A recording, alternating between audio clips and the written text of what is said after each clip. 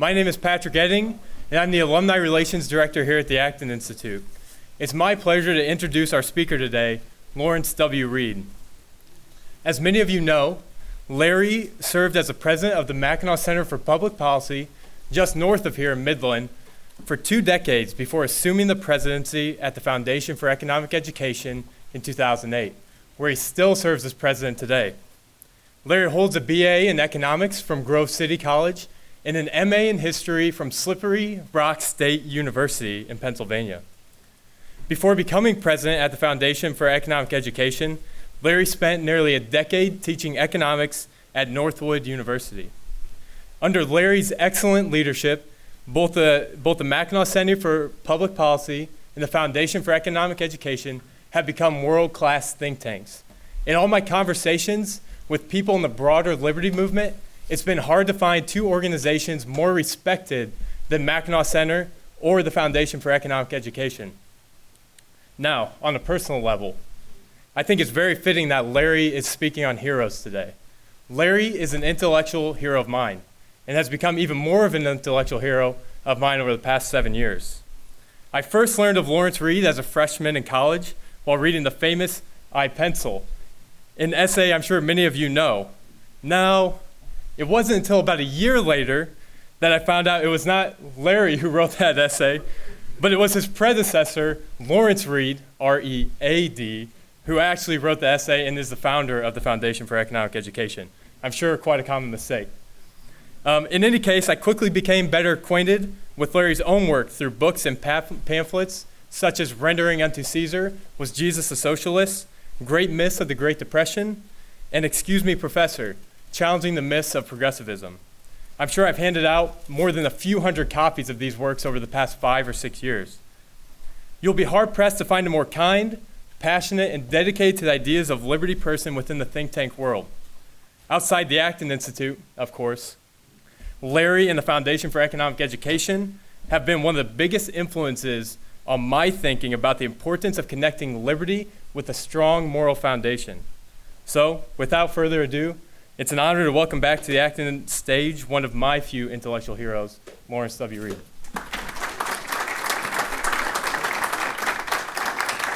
Thank you. Thank you so much, Patrick. I appreciate that. That was a very kind introduction. Thank you, ladies and gentlemen. I'm thrilled to be here. Before I get into my talk, I want to pay special tribute to a very special friend, and that is Chris Morin, whom I've known now at least 30 years, Chris. You even had gray hair back then. But it's been at least, I think, 30 years. Chris just completed a second round of 3 consecutive terms as a trustee of the Foundation for Economic Education. So I think that means you've been a board member 18 years, right, total. And unfortunately, our bylaws tell us that before you can ask somebody back, you have to wait a year. So he has a year reprieve for the moment. But that certainly puts him in the league of one of the longest serving trustees of the Foundation for Economic Education. So your service has been profound, very effective, much appreciated, Chris, and we can't thank you enough from all of us at FEE. My topic today is, as you know, Real Heroes, the subject of this book that we have. Hopefully you all want to get one. We're splitting the proceeds with our friends here at Acton, so you'll be serving 2 good causes if you decide to pick it up before you go. And I brought a few notes here because this is a talk that does require that I not forget my lines. And the best story I've ever heard about forgetting lines is this one, so I thought I'd share it with you. There was an actor who hadn't acted for about 15 years, mainly because he had an increasing penchant for forgetting his lines. And one day he saw a producer, and they started talking, and the producer said, "Hey, I got a play I'm putting on here in a couple nights, and I need somebody to come on and just say one line. Can you do it? Just one line." And the guy says, "Oh, yeah, for sure. Thanks so much. I'd be happy to do it. What do I have to say?"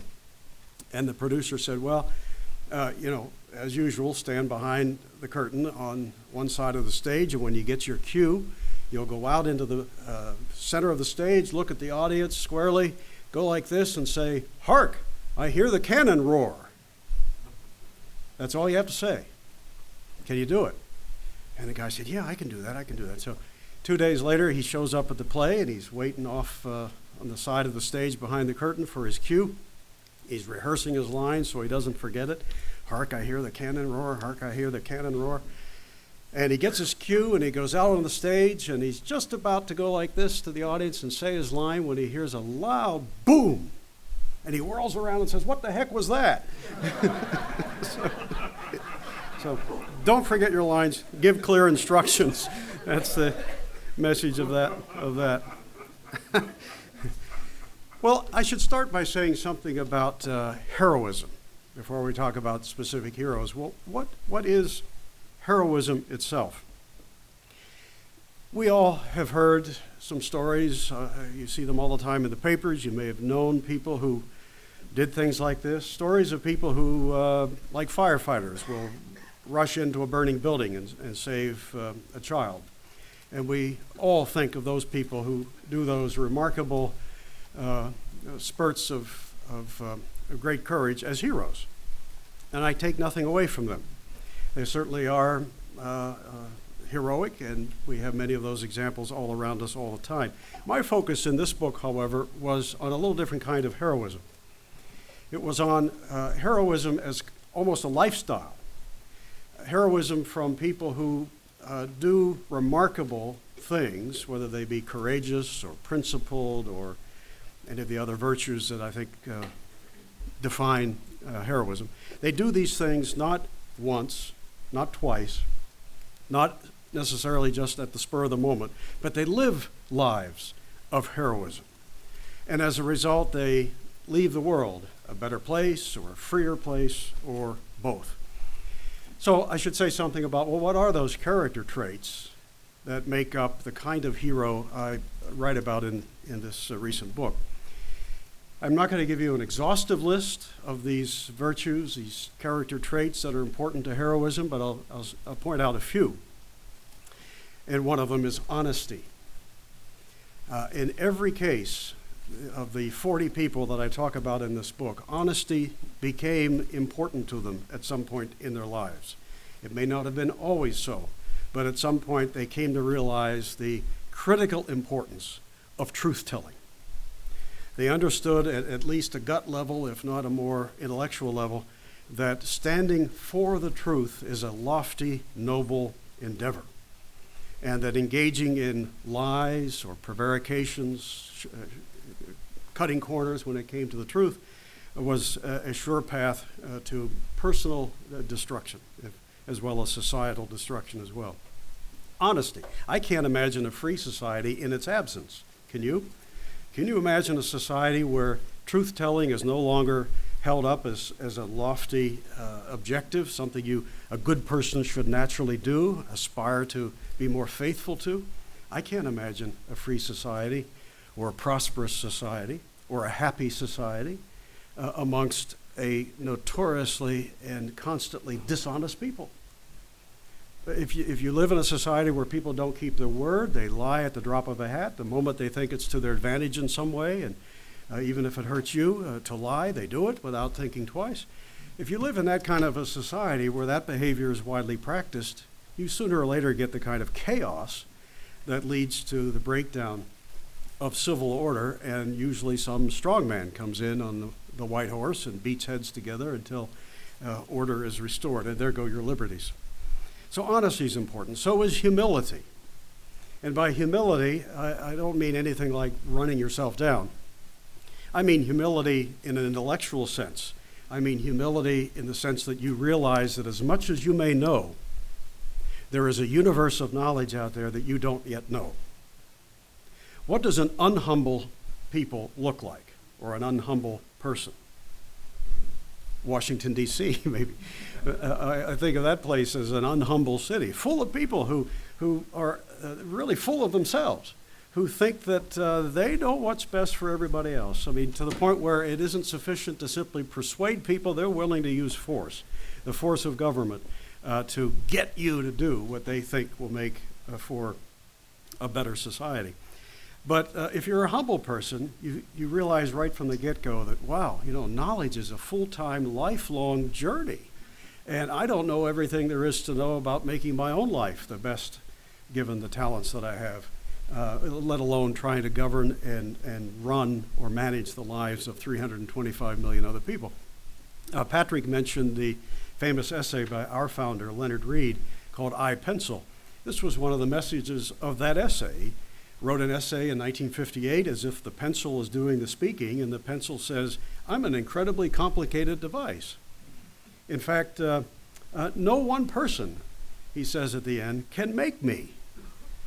And the reason is, as he walks you through the whole process, he said, the process of making something as simple as a pencil is phenomenally more difficult than you might imagine.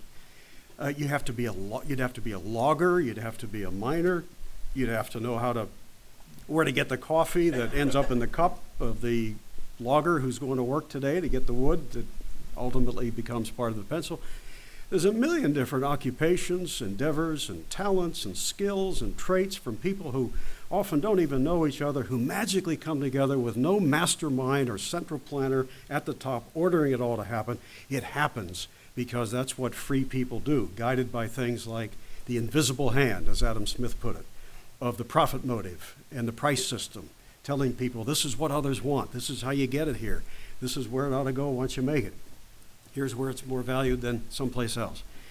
So if no one person, by his own knowledge, his own skills exclusively, knows how to make a pencil, what does that say about the ability of any one person to plan an economy for your county or your state or your country, let alone something as big as the world? But there are those who think they can do that.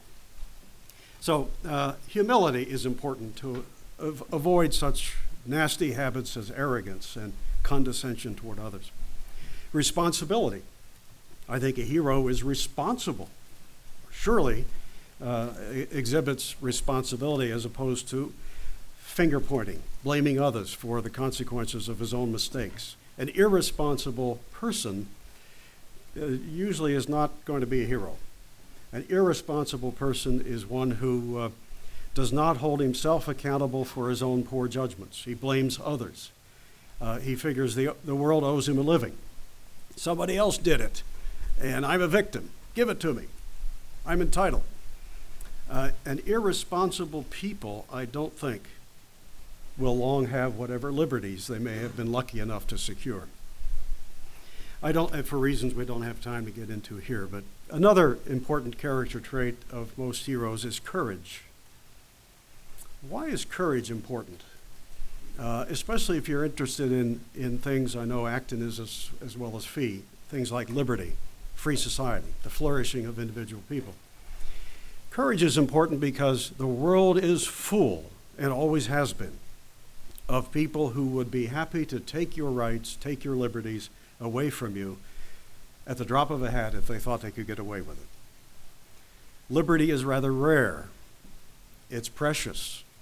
Few people, probably a single-digit percentage of all the people who have ever lived on this planet, could be said to have lived in a climate of relative freedom. Most people have been slaves or serfs, or at least had to be constantly in fear of saying something or doing some harmless thing that somebody in power might stomp on them for. That's just the way things have been. That makes freedom something that's kind of special. So it's not automatic, and there's nothing guaranteed about it. There's nothing about it that says just because you've had it, your kids will have it, or that because your parents had it, you'll have it. You have to work for it. You have to speak up on its behalf. When it's under threat, as it always is, from either within or without, you have to muster the courage to speak on its behalf, and sometimes even put your life on the line, as many have. Other traits, I don't want to dwell on this before I give you some stories to illustrate, but I think patience is important. An impatient person tends to not be content to persuade if others aren't quick to buy into his ideas. An impatient person may feel like, well, I guess I'll just have to force him to do this or believe in that. And that's the occasions when that's appropriate are really more rare than you might think. And I think respect for life and property is an important aspect of heroism and the good character that goes along with it. Those are a few of the traits that are important. Before I give you some stories, I suppose we should ask and answer the question, well, why do we have to have heroes? Why is it important? If we didn't have them, would the world be any different? Heroes, as I define it, people of solid character who by their actions as well as their words leave the world a better place, a freer place, become models for society. The kinds of models that others, especially young people, hopefully will want to emulate. And having a model, and a good one, is pretty darn important because as people we tend to be greatly affected by the behavior of those around us and the kinds of behaviors that society in general seems to endorse or to reject and oppose. So the kind of models you have, I think you're going to have them no matter what, but the kind you have, whether they're truly heroic or horrific, is a pretty important matter for all of us, especially when our focus at FEE is young people. I think young people especially need heroes. They need heroes in their family lives. They need heroes in their churches and in their communities as they're growing up. People they can look up to and say, I see the value of the way that person behaves. I'd like to be like that person. Or there's one that's not such a good egg. And I can see why you wouldn't want to go that path that he's chosen.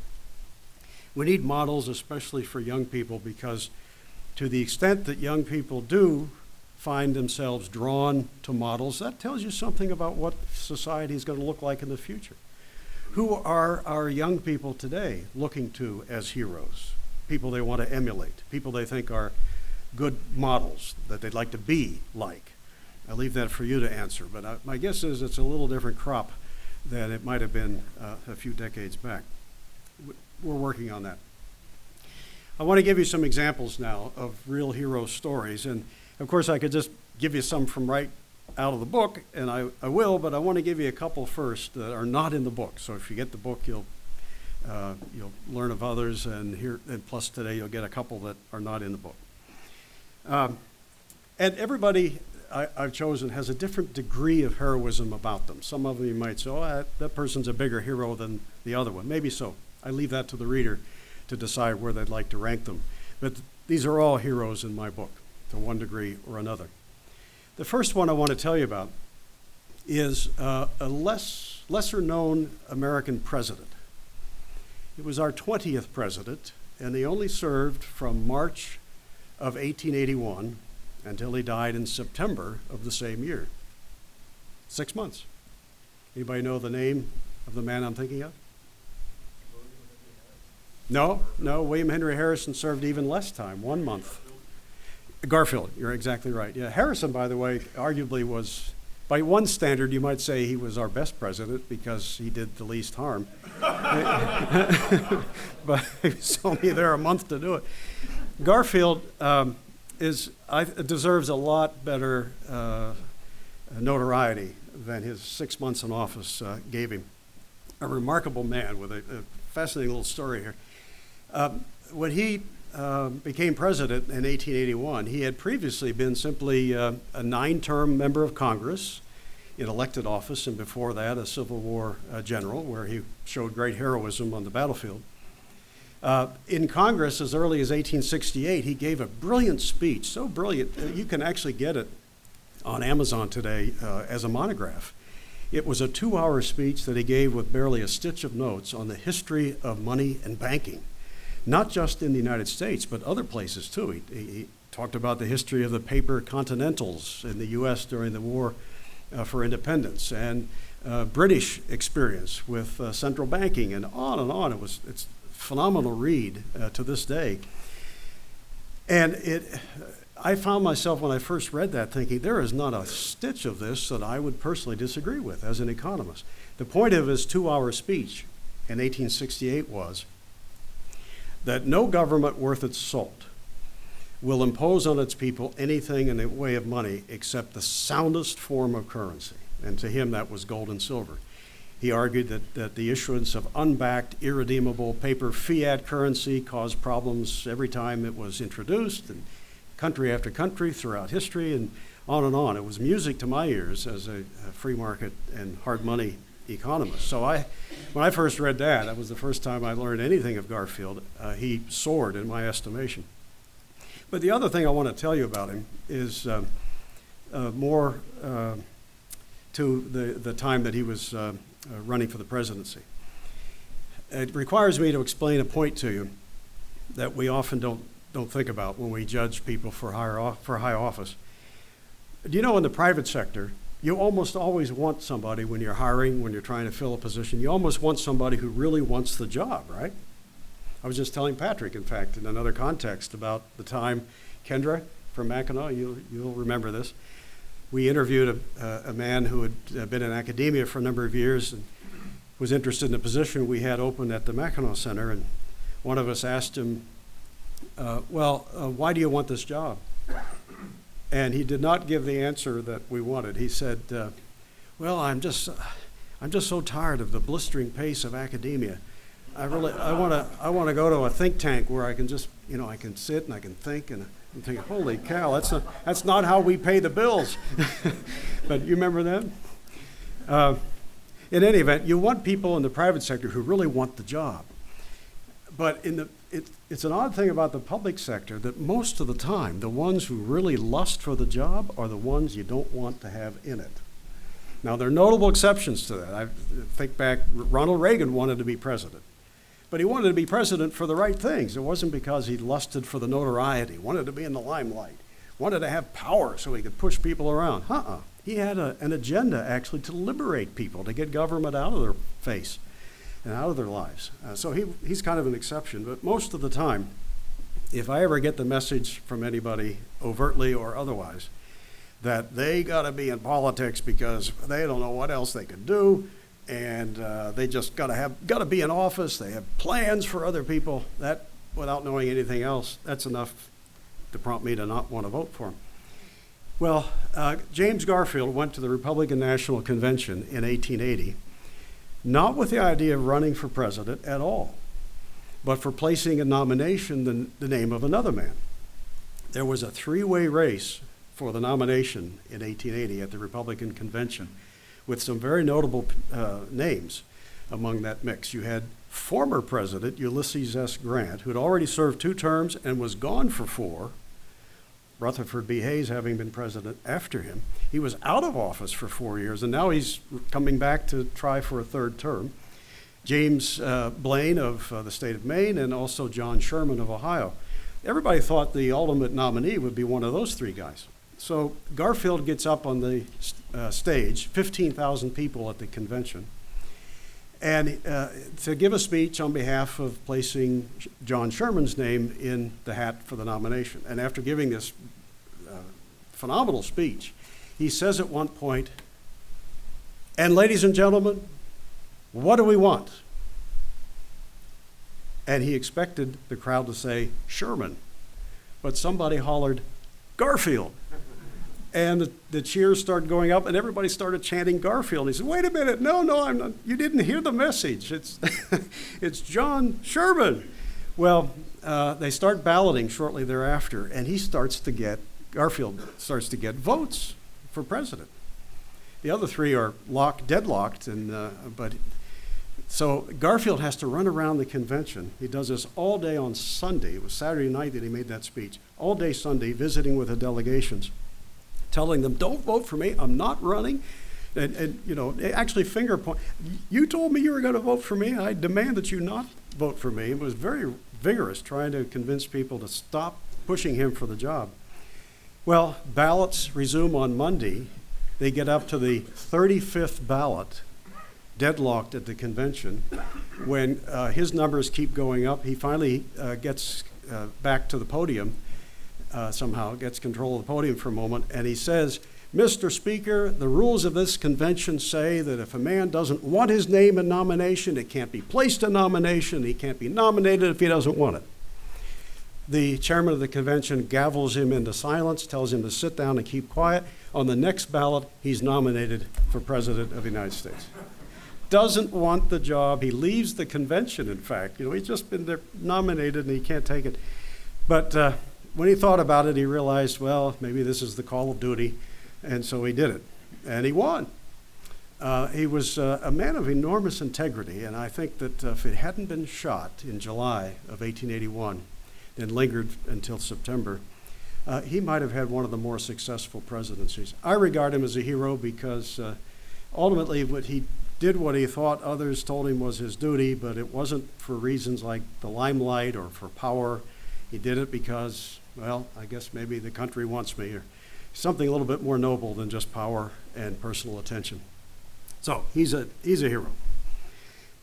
Here's another one, and not in the book. When you are asked this question, how do you answer? Who was the first person to circumnavigate the globe? Magellan? Isn't that what we all learned? Magellan? Not true. Magellan never made it. He only made it from Portugal, I think, around as far as the area of the Philippines, and died on an island. He started out with 237 men and 5 ships. Only 1 ship and 13 men made it back, and he was not one of them. So that's what the history books tell us, but the first person to actually sail around the world by himself, no less, was Joshua Slocum. Anybody ever heard of him? Joshua Slocum. I'd never heard of this guy until just a couple of years ago. He did it at the age of 51 years of age. Took him 3 years and a month, and he did it from 1895 to 1898.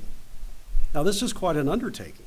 All he has is a 36-foot sloop, and he's going to sail it around the world entirely by himself. Pretty tall undertaking. But this was a guy who already had excelled in entrepreneurship, in merchant shipping, and so forth. He was quite an achiever and successful man in the private sector to begin with. And he had a spirit of adventure about him. He just had to do this. And he wrote a book when he got back that came out in 1900 that to this day is a classic in travel literature. You can get it easily. It's called Sailing Alone Around the World. Full of fascinating stories. I highly recommend it. And I often now use his story as an example to younger audiences of entrepreneurship, because what he did is sort of metaphorical for what the entrepreneur goes through. The risk-taking, innovative, never let a setback get you down kind of attitude that entrepreneurs, truly successful entrepreneurs, usually have. He set out from the northeast coast of the U.S., headed for the Strait of Gibraltar, with plans to go through the Mediterranean, down the Red Sea, and into the Indian Ocean around that way. He got all the way across the Atlantic to the vicinity of Gibraltar, and pirates start giving him a hard time, chasing him and so forth. So being the resourceful, entrepreneurial type that he was, he just thought, I'll just go the other way. So he turned around and headed back across the Atlantic, intending now to go down around the Cape at the southern tip of South America and go across the Pacific and go that way. I thought, when I read that, I thought, well, that's kind of interesting. I don't know if I would bother to retrace all that across the Atlantic just to continue on this journey, but he did it without a second thought. And along the way, as he stopped at ports in Brazil and Argentina, heading south to the Cape, he picks up some intelligence about troubles he might run into when he gets down around that dangerous part of the world. One of those troubles he should expect, he's told, is nasty Patagonian natives who are known to go out in their rowboats at night when they see a ship and board the ship and kill whoever they have to and make off with whatever cargo they can get their hands on. So he's warned about that. He also learns that they don't wear shoes. Now, he has a small arsenal, but he never had to fire a shot in this entire around-the-world journey. He decides, though, to prepare for the possibility of the natives trying to board his boat at night by buying a very large barrel of carpet tacks. And as he approached the Cape, each night before he'd go to bed, he'd spread the carpet tacks out all over the deck. And sure enough, as he recounts in his book, about 1 a.m. one morning, he's awakened by screams of pain and yelps and Indians jumping off his boat into the ocean. And it worked. He was not assaulted and nothing was taken. And then he's sailing out into the Pacific later, and he decides, yeah, I think I'll go up to Samoa, which is really not exactly on the way. But he decides to go there because the wife of Robert Louis Stevenson, the great author, the widow of Stevenson, lives on Samoa. And he thought, I'd like to pay a call and meet Mrs. Stevenson. So he goes to Samoa, meets her. She introduces him to the king of Samoa. And in his little book, he recounts how that conversation went in a very matter-of-fact way, except he said, I was a little startled when the king complained to me that the job of king only paid $45 a month, and that wasn't enough, which is not what you'd think the king of even a small country would say to a perfect stranger. But it's full of stories like that. I highly recommend it. But here's a guy who went all the way around the world at age 51 to prove a point that humans can venture out and do very difficult things if they have the character traits it requires. In 1901, he was invited to come to the Buffalo Exposition, Buffalo, New York, and to talk about his journey. And he said, I'll go one better. I'll sail my vessel up the Erie Canal and bring it with me. And he did. And it was about 7 years later, though, that he set out across the Atlantic on another voyage, and neither he nor the vessel were ever seen again. So lost at sea, but nonetheless with a great legacy. Well, I need to move along. I see how my time is racing by. I'm going to skip Cicero as I planned and urge you to read the first chapter in the book because he is the first chapter. In a few years, we're going to see a new currency, at least a new $10 bill, I think it is, with a new image on it of a great heroine in American history, Harriet Tubman. Everybody knows Harriet Tubman, right? A great woman known as perhaps the most renowned conductor on the famous Underground Railroad. She was born in 1822 in Maryland and lived for 27 years as a slave, enduring all the hardships that involved, including one time being smacked in the head with a metal object that caused for decades recurring headaches and blurry vision and some other issues. More on that a little later. But by the time she was 27, she had such a spirit, she decided, this isn't right. I want out of this. I'm going to take the chance, whatever it means, and escape. And she did successfully, making her way to Philadelphia. But as is the case with almost everybody in this book, she was interested not just in her own freedom, but in the freedom of others. She could have said, well, I'm here, I'm safe, hope others can make it too. But instead, she immediately plunged into the task of bringing as many others to freedom as she could possibly bring. She joined the Underground Railroad, ultimately made 13 separate trips back at great risk, into slave states, and brought out nearly 100 people to freedom, to states in the North, and in some cases on to Canada. I have a great quote in here from Frederick Douglass, also a former slave, great orator, civil rights advocate, and remarkable man. Here's what he said in 1868 in a letter to Harriet Tubman. Sums her up well and also says a lot about him. He wrote, "Most that I have done and suffered in the service of our cause has been in public, and I have received much encouragement at every step of the way. You, on the other hand, have labored in a private way. I have wrought in the day, you in the night. I have had the applause of the crowd and the satisfaction that comes of being approved by the multitude, while the most that you have done has been witnessed by a few trembling, scarred, and footsore bondsmen and women whom you have led out of the house of bondage, and whose heartfelt God bless you has been your only reward.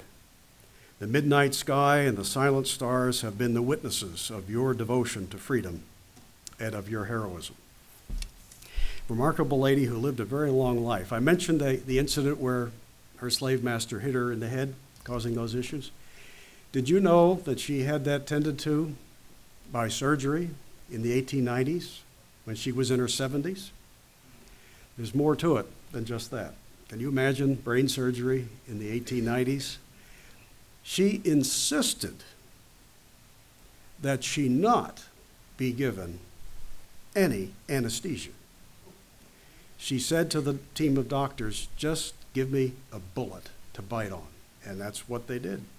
And she lived for another 15 years. The problem was largely resolved by the surgery. And she famously said, this is almost verbatim, time and again, yeah, they took off the top of my head, fiddled around in there and put it back on, and now I feel just fine. But wow, what a tough bird from start to finish in every way. That was Harriet Tubman. Black Entrepreneurs is a chapter in the book, and I think I want to tell you just a little bit about them, but do so first by introducing a short video for you. This video is about one of the black entrepreneurs mentioned in the book. It's an example of what FEE is now doing more and more, producing short videos, intending to reach out and attract audiences that aren't customarily into ideas of liberty and entrepreneurship, which is the message of this. So if we're ready, it's about a 3-minute video. Elijah was born in Canada in 1843 to 2 fugitive slaves. They had escaped from Kentucky with help from the Underground Railroad. They eventually returned to the United States and settled in Ypsilanti, Michigan. Elijah's parents were poor, but they managed to save enough money to send him to Scotland at 15 so he could study mechanical engineering. It paid off. When Elijah came back to the United States, he went to work for the Michigan Central Railroad.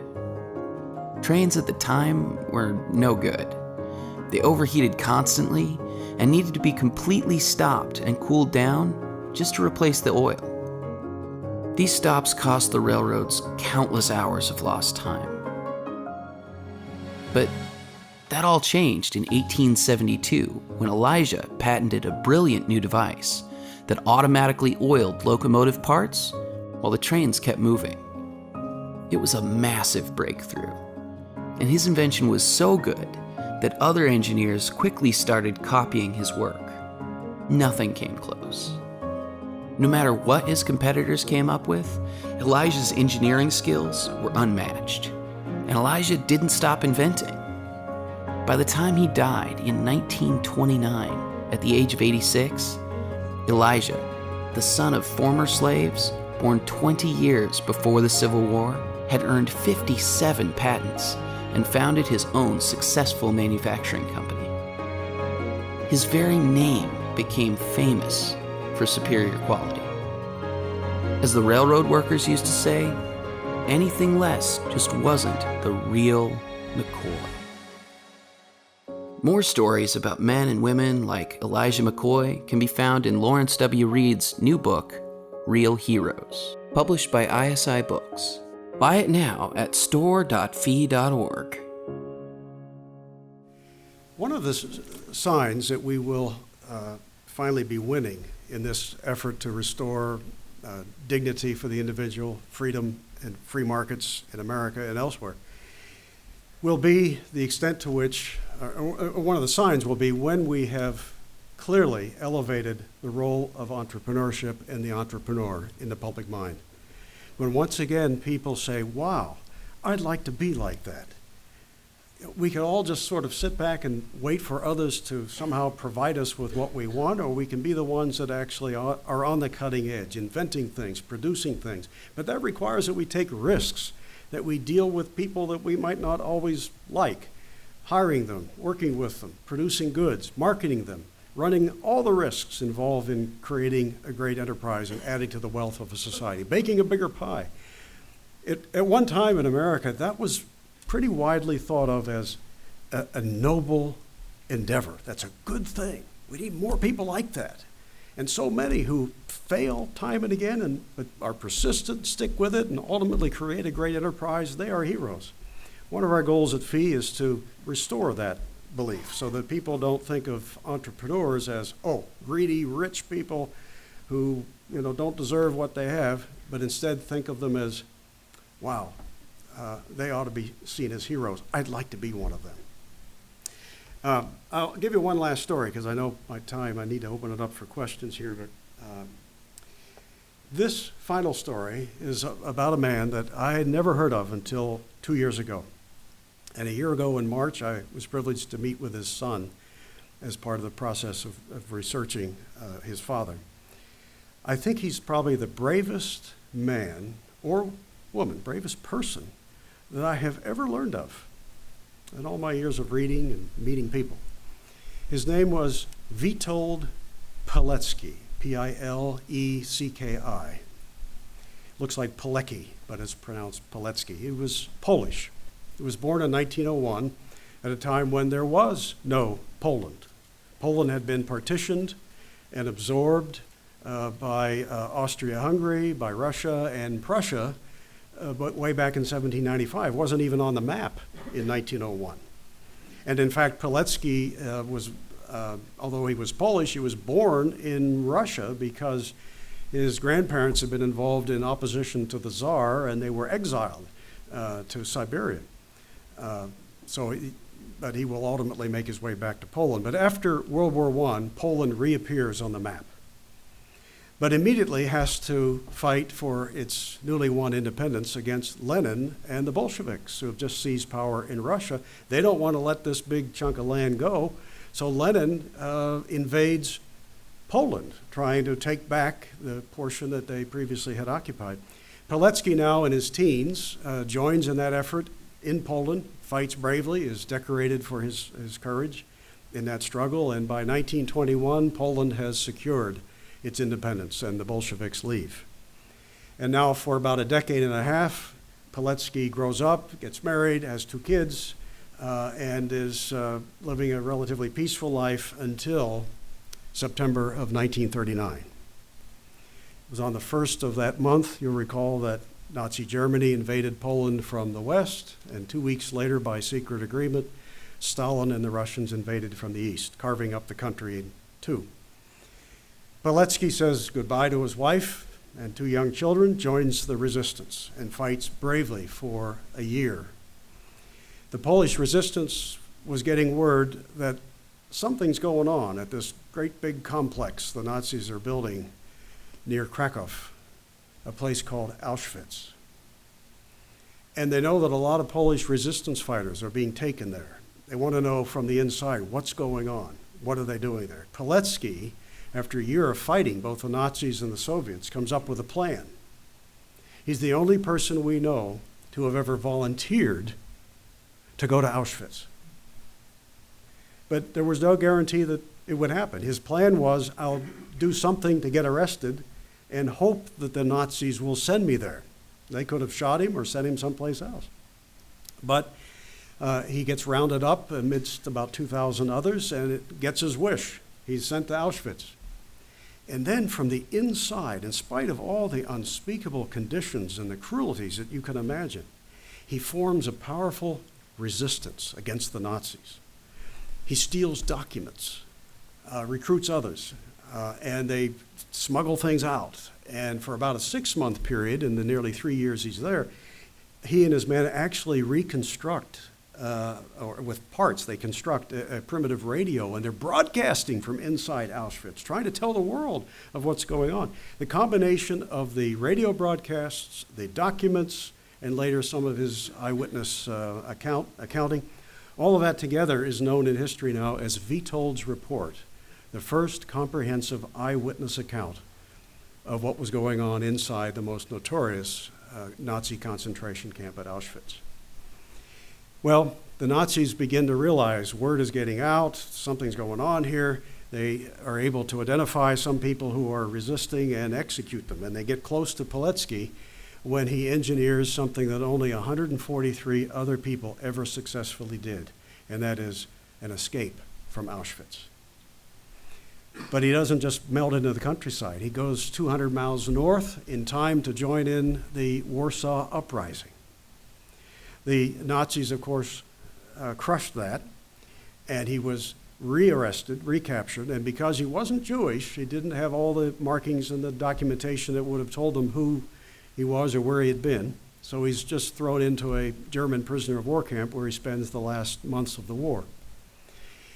Then when the camp is liberated in May of 45, at the conclusion of the European conflict, Pilecki has a brief period of freedom. Still in the Polish army, but he's able to see his wife and kids. And then the army sends him to Italy, But this is only a brief period. In September of 45, having been freed just since May, he gets sent back into Poland. The Polish army says, wait a minute, it doesn't look like the Soviets are going to leave. They even come in and taken Poland once again, occupying it, and it doesn't look like they're going to leave Poland now that the war's over. So we need somebody on the inside to go back into Poland, undercover, spy on them, and tell the world what's going on. And who better but Witold Pilecki? So he gets the assignment, he goes back in, and for 2 years, undercover, he spies on the Soviets, doing the same thing as before, stealing documents and reporting on Soviet activities, getting the word out to the West of what the Soviets are trying to do, and so forth, until his cover is blown. He's put on a big show trial and found guilty of espionage, and at the age of 47 in 1948, he was executed. Well, you might say, well, that didn't come to a great end. Why is he a hero? Well, it's pretty obvious, isn't it? Thank God we have people like that, who in the face of such odds and obstacles and barriers will stand up for what they know to be right, who are interested not only in their own freedom, but in the freedom of others. And when they see evil, they don't just slink off behind a tree somewhere, they actually do something about it at enormous risk to themselves. We should be so grateful that we have such people in the world, now and in the past.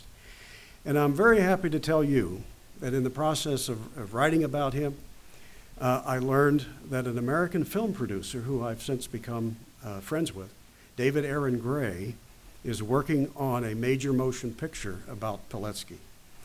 Poles know him very well, although that wasn't always the case. For decades after the war, it was illegal under the communist regime for even his own family to speak his name. And the reason is this. The Polish communist government, a Soviet puppet, would have been perfectly happy to have the story told of what he had done against the Nazis, but you can't tell that part without telling what he did afterwards, the anti-Soviet part.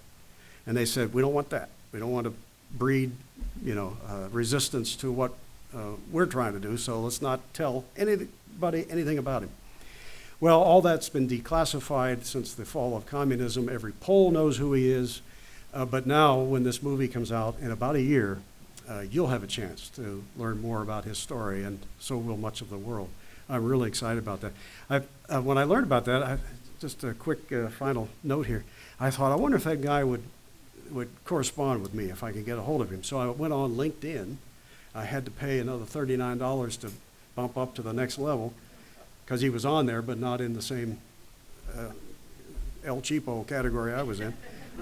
And so I sent him a note, and I said, hey, here's an article that I wrote about this guy. I understand you're making a film about him. I'm thrilled about it, and if there's anything I can do to help with that, let me know. I got a reply within an hour. And he said, well, not only was I aware of your article, we have a Facebook page for the movie that's got 100 and some thousand people on it, and the day your article came out, we found it and put it on the Facebook page. I didn't even know that. And so we've since become good friends, and I'm just thrilled that his story is going to be better known. Well, to conclude, let me just say, I've given you a little sample of heroism and heroes. There's so many others. I could have written 20 books with 40 people in it. And I think it's the kind of activity that ought to be an integral part of all that we do if we want a freer society of people with solid character. We have to tell the stories of real people who have or have had what we're talking about and whose lives are worth emulating. Thank you, and in the time remaining, I'd be happy to take some questions.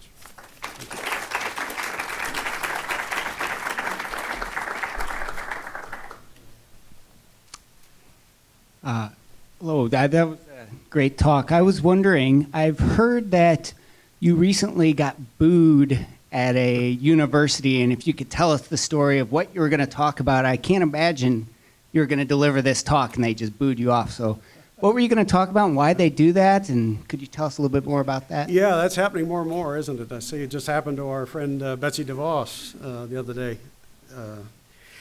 This was at the University of Colorado at Denver about a month ago, and I did not expect it. I don't think the sponsors did. It kind of came by total surprise, but it was clear within 5 minutes of the talk that it had been planned, it was intended, and it didn't really matter what I had to say. My topic was lessons from ancient Rome, which, that's not real controversial. It shouldn't be. But 5 minutes into it, I started getting people trying to interrupt me, trying to shut the whole thing down. I wrote it all up and put it on the website, and there was one student who actually took a little video of it that we put on the website too.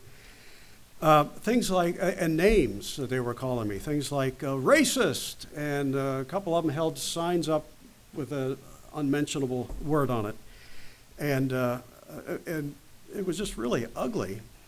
Give an example, at one point, one of the first interruptions, I had simply made the point that Roman road building was so massive that nothing would eclipse it in the world in magnitude until the 1950s, that you could travel from Egypt to Britain on Roman roads, nothing like it until the 1950s.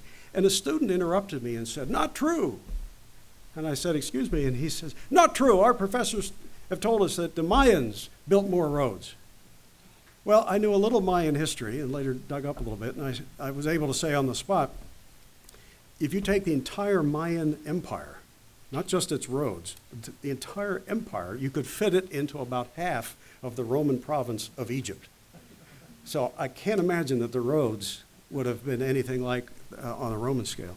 In fact, the Incas built 10 times as many roads as mileage as the Mayans, and their road building was a fraction of what the Romans did. Well, this is worth analyzing. I thought about it later. Why was he so insistent? It went on for several minutes that the Mayans were greater than the Romans. And then I realized, because the Mayans, in the left-wing way of thinking, are sort of native indigenous people, whereas Romans are those evil white Europeans. We can't say anything good about them. And I came away thinking, isn't that a tragedy that not only are their views driven by some political ideology, but they don't even have their facts straight. And the appalling thing to me was that they were saying this is what their professors were telling them. Why would they tell them falsehoods like that? So anyway, I got heckled, and it was quite an experience. But I gave as good as I took. I didn't shrink from it. So. I'm a professor. I'll have to remember to teach my students about the Mayan roads. Anyway, thank you for your talk, and thank you for your book, and having my kids read it. Thank you.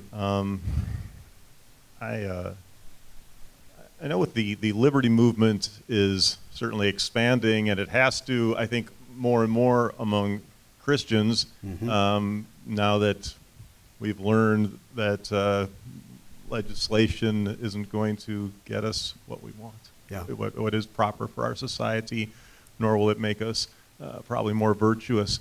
And so as I look at the liberty movement, there's often that divide, especially in the younger portions of it, between those who are libertarians with emphasis on virtue. I would put yourself in that category.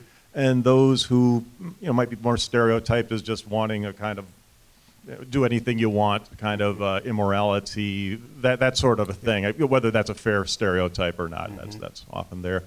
But where do you see things going with that? I mean, obviously you've done many things that you've advocated as far as a moral center for liberty. Your booklet, Are We Good Enough for Liberty, comes to mind, et cetera. How do you see that going, though? What direction do you see that going, and what would you give as far as advice to us to work towards a morality-based libertarian viewpoint? Yeah. Well, I'm less sure of where it's going than I am of where I hope it goes, where it ought to go.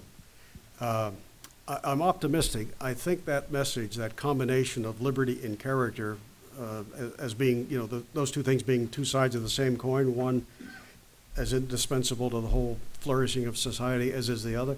I think that message, we're finding, at least at Fee, and I think you folks at Acton have seen it as well, that really resonates with people. If you argue for a free society or free economy purely on the basis of that's where you get the most stuff, that's a little sterile. You might win people over to it, but then they're vulnerable to the first guy who comes along and says, oh, but that's not fair, some will have more than others.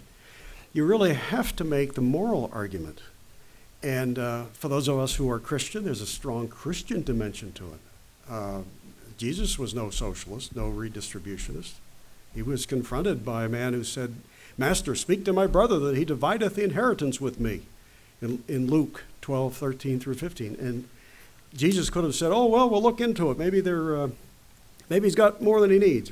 But he said, "No, man, who made me a judge or divider over you? Beware of covetousness."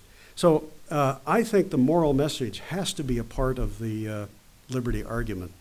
What we want to do is to get young people especially to think of liberty as not just what we have to have more cell phones, but liberty is what you have to have if you want to be fully human, if you want to leave the world a better place.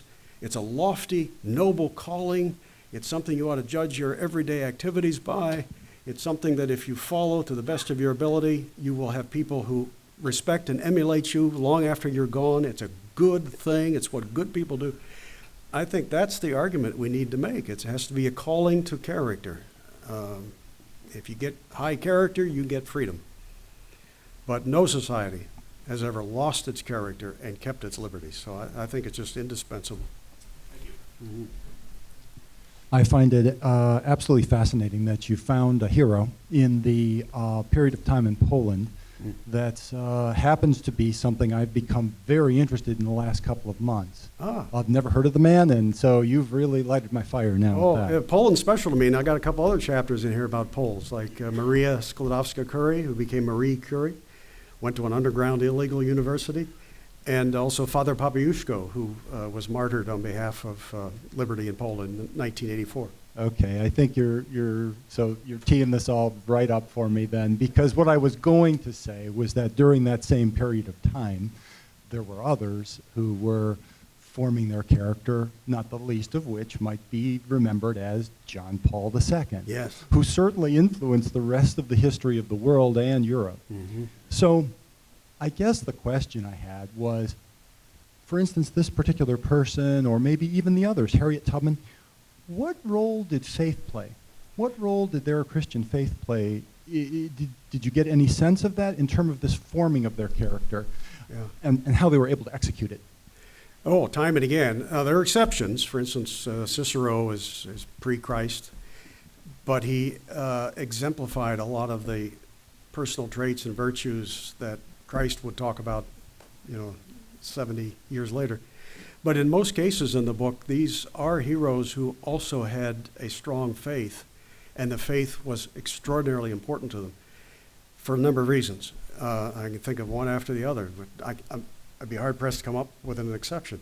I think faith prompted them to think that there's more to the world than just the here and now, and more to the world than just the people I physically come into contact with. That if I think that's all there is, I haven't answered the question of, well, then why am I here? And who started it all? And what is my purpose? These were important things to the heroes whose Christianity was important to them. Augustine is a chapter in here, and needless to say, his faith became the most important thing in his life. So I think it's extraordinarily important. And to the list, I would add, since you mentioned John Paul II, who I'm not Catholic, but I revere John Paul II.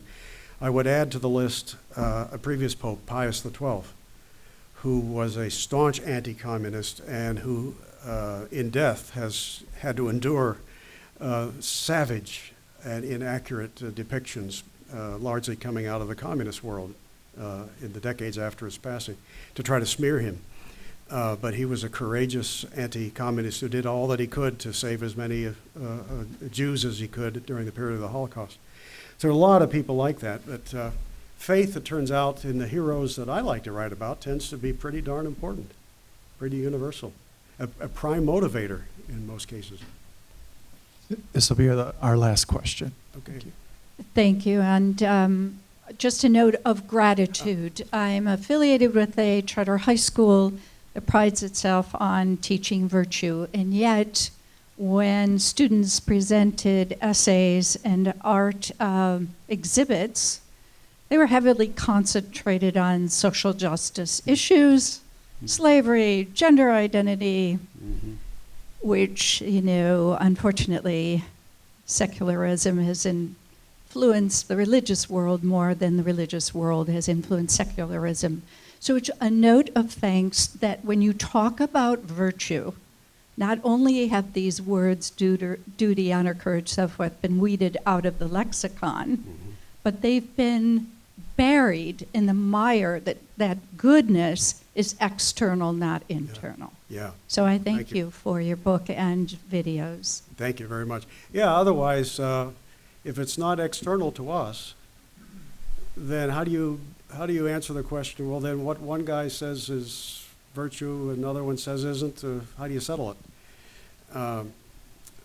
So, no, I think the New Testament in particular is pretty clear where these things come from. Well, ladies and gentlemen, thank you very much. Please join me in thanking Larry. Thank you very much.